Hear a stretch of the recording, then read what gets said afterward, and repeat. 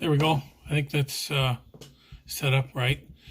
Okay, here we go. I think this is the first full episode that I'm going to do. Uh, Unfortunately, right now it's just me, and I want to add guests, so it's not just me yammering, you know. Um, so still got to figure that out. But I'll post these, and you're more than welcome to subscribe to the channel and or comment on the comments or the video or anything that you would like to, within reason. Don't be an idiot, because you'll just get deleted. Um, okay, well, yesterday was a good day for the Leafs. Not such a good day for the Bills. Uh, I mean, the Bills are what they are. They are a good team. They're not a great team. The Bills still don't have that potent offense. I mean, I love Singletary. I think letting who'd they let go that went to Kansas City? LeSean McCoy. Letting LeSean McCoy go was good for LeSean McCoy, and it was good for the Bills because of their drafting Devin Singletary, who played exceptionally well this season, along with Frank Gore, which surprised me when he was picked up. That I didn't know they had anything left in the tank, but Frank played really good this season. Anyways, the Bills, I felt before the game started, I felt that the Bills' only chance of winning this game would have been for the defense to kick ass. And their defense was there, but their defense wasn't crushing as it has been throughout the season. So the first half went by, and as it went by, the Bills were ahead the whole first half, 16-0 at the half. But you wouldn't know it from the commentators. I mean, and I see this a lot when I watch a game with two teams that I'm not a fan of. That a lot of times the commentators are one-sided, and that's what happened with the Bills Texans game. Granted, they were in Texas, the Texas home stadium. That kind of, I guess, helps them along. The crowd cheering for Texas, Texans, whatever. I'm not surprised that Texas won, and where the Bills don't have that potent offense, the Texans do. The Texans do have that potent offense, which again surprised me that they didn't score in the first half, but they woke up in the second half. And I just don't think that, to be honest with you, I don't think that the Bills were ready. They're not ready for that kind of level of play yet. I mean, they're a heck of a lot better than they were last year, and even more depth than they were the year before. But my and again, I mentioned this, like, of course, most of you know where I was spouting off about it after the game. Um, Most of you know that it just irks me when people will make, make comments about a team or any, a team that I'm following or anyone's following, just to be, just to kind of stick it to you. And that's me. I mean, every now and then I let one slip, and I mean, I'll be honest. I did one last week. I gave a buddy of mine a hard time about his team losing, and but it's not something that you'll hear from me on a regular basis. I'm not going to post or call when your team loses. It's just, I'm not saying don't do it. It just, that's me. It just kind of gets to me. And what I saw last night in the Bills Texans game, I saw even more so with the Fiesta Bowl with the Buckeyes and Clemson Tigers. Again, you've got to look at it as a whole package. I mean, there's other commentators I can't stand, and there's other commentators that a lot of people can't stand. One being Chris Collinsworth for NBC, and before NBC, Fox, and before Fox, CBS. And he's kind of made the rounds because he's, I don't know, doesn't really fit in. He was a wide receiver for the Cincinnati Bengals, and they had one good year. Collinsworth wasn't a great wide receiver. But if you to listen to the guy, you would think that he was Jerry Rice, and he guesses and assumes a lot of things, but doesn't give facts. So yeah, I kind of got a thing with Chris Collinsworth, and he's another one that will kind of lean towards the team that's winning to make it, sound like it's something that he chose all the time. Yeah, so the game, again, I was, if you asked me after the game, was it a good game? Yes, it was a good game. And was it balanced?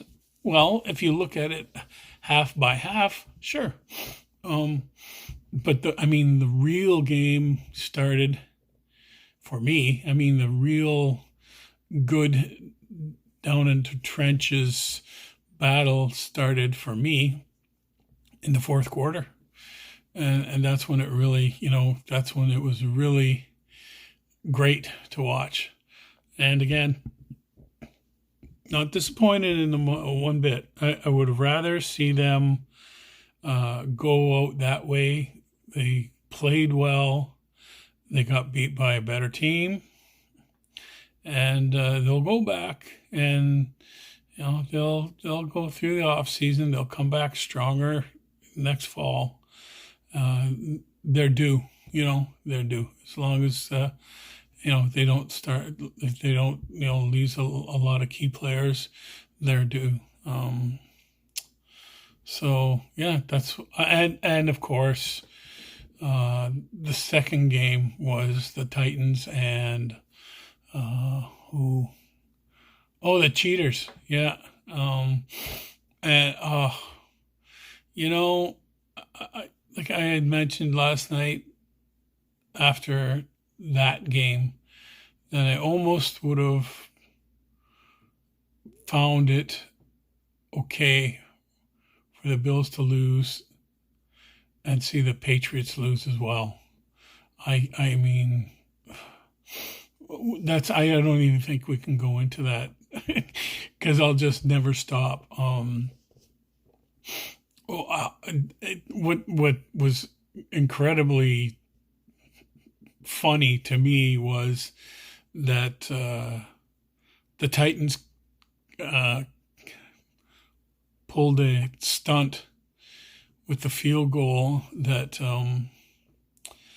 Bill Belichick had pulled earlier in the season against the Jets, and was questioned and reviewed, and Belichick looks innocent when it's in his favor.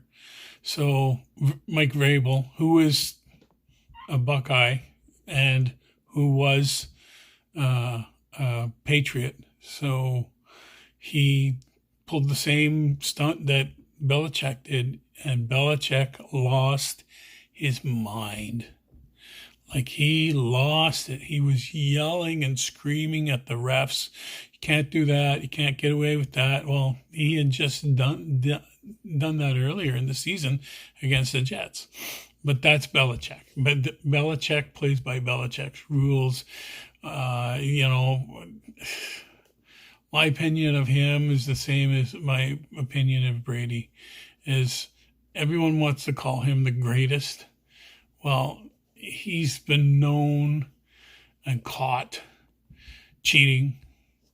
How can you call somebody that does those kind of things in what should be fair competition the greatest if they're cheaters, And I mean, again, same goes for Brady, and I mean, Brady's smug attitude about, this record and that record and rings, and it's ridiculous.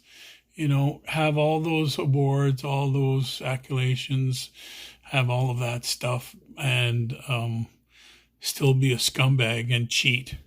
And I don't care what kind of records you have, you're not going to be seen as the greatest by a lot of people. I mean, and that's how I look at it. There's no way. Rings don't mean greatness. If you wanted to ask me who's the greatest quarterback of all time, I'd say Joe Montana. It's pretty damn close. Who the greatest coach of all time? Oh God, you could go all over the place with that. Chuck Noll was great. Bill Cowher was great. Tom Landry, George Halas.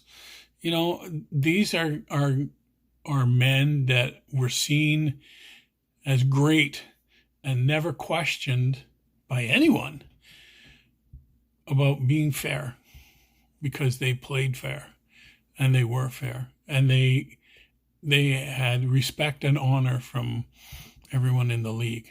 So I think that's about all of that for now. I'm not sure how long this episode's going to last, because I've got a few things that I wanted to go over. Let me see here. I've got a book. So what are we looking at now with the playoffs? Okay, so we have what do you got? The Titans will play the Ravens. Well, yeah. Good luck, Titans, because I think the Ravens are going to be in the Super Bowl. How could you say they won't be? So the Titans will play the Ravens. I think the Ravens will win that. The Texans and the Chiefs. I don't think that there's enough to it's a question of both teams, the Texans and the Chiefs. But if I had to go with one, and it's not because they beat the Bills, I'd have to go with the Chiefs. I mean, again, I think they're due. I mean, they've got a great team, and they haven't had the best season, but they've won when it counted. So, following that, let me see. You'll have the Seahawks and the Eagles. I think the Seahawks are going to come out of that one. How the Eagles are even here, I mean, thank God it's not the Cowboys.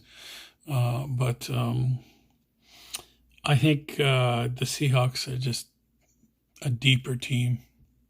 And then you have the Vikings and the Saints. Well, I like the Vikings and I like the Saints. That's a toss-up. The Vikings are going to have to play really well, and the Saints are just going to have to play as they always play. I don't think there's much tuning up that the Saints would have to do. And unfortunately, despite my buddies cheering for the Vikings, I'm going to have to take the Saints on that one. So then it would be, the next round would be San Francisco versus Seattle. I like San Francisco. I like their chances. And then Green Bay versus the Saints. Well, sorry, Green Bay fans. I think the Saints are just, again, a stronger team. I think you've seen the absolute best you're going to see from Aaron Rodgers. I don't think there's much coming back from that. He's had a so-so season. So I think your Super Bowl is going to be the Ravens and the Chiefs, which, barring any injuries, that will be a great game. It's going to be, it's going to be a great Super Bowl because there won't be any Patriots there. So that's what the playoff scene looks like. I think that with this first actual episode, I'm not even going to give it the full hour. I'm coming up on 20 minutes now. I'll probably make it about half an hour, and then I'll move on. And again, you're welcome to comment and question and make suggestions, and because you need that. And again, I really do want to make this something that we can all have a part in, and have others on these episodes, I guess you'd call them. We can talk about just about anything, movies, TV, food, local events, things that are going on. I kind of want to stay away from politics or religion, just my personal choice. I feel that those are open-ended battles that we're never going to solve. So that's what I want to do with that. So I think I'm just about at 20 minutes right now. And I think maybe, once I've got some more input, I can post more and do more episodes. And who knows, I might even do one later on. I don't really have an idea of when. Pardon me. I don't have a plan or schedule as to when I'm going to do these, just when I've got something on my mind, I guess. So, and we'll go from there. So if you like it, great. If you don't like it, great. Let me know, and we'll go from there. So enjoy the rest of your weekend, and we'll see you soon.